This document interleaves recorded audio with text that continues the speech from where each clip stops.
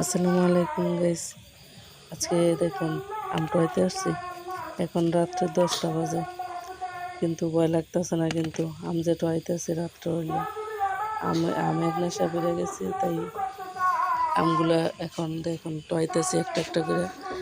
এই আমরা যে এটা কিন্তু সবুজ, উপর দিয়ে সবুজ, কিন্তু ভিতরে কিন্তু অনেক হলুদ কালারের আম। অনেক এমনি পাকনা আছে আমগুলা, দেখতে কিন্তু অনেক সুন্দর, খাইতে অনেক মিষ্টি আমগুলা। এই আমগুলোর মধ্যে পোক নাই, একটা আমও পোকে ধরে নাই। কিন্তু এখনকার আমে কিন্তু অনেক পোক থাকে, তো এগুলোর মধ্যে নাই। দেখেন এই আমটা কত সুন্দর, মাশাআল্লাহ, কালারটা কি সুন্দর। এখন কিন্তু রাত্রে 10টা বাজে, তো এখন ওয়াজ হইতেছে।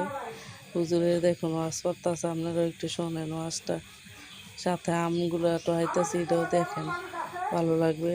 তো এই যে আরেকটা আম পড়ছে, এই আমটাও কিন্তু অনেক মিষ্টি। আর এটার মধ্যে দেখুন আবার ফাইটে গেছে করতে পড়ার কারণে। রাতের ভিউটা কিন্তু অনেক সুন্দর। দেখুন এই আমটাও কিন্তু অনেক মিষ্টি।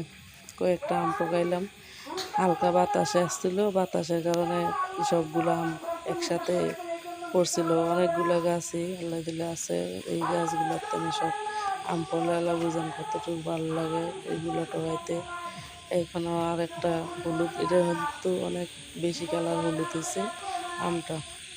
আর এই আমটা হলো দেখুন উপরেটা কিন্তু অনেক সুন্দর, কিন্তু ভিতরটা এটার মধ্যে অনেক শোভা আছে, কিন্তু শোভা থাকলে কি জুসের মতো লাগে। ভিডিওটা ভালো লাগলে লাইক কমেন্টস করবেন। সবাইকে আল্লাহ হাফেজ, ধন্যবাদ।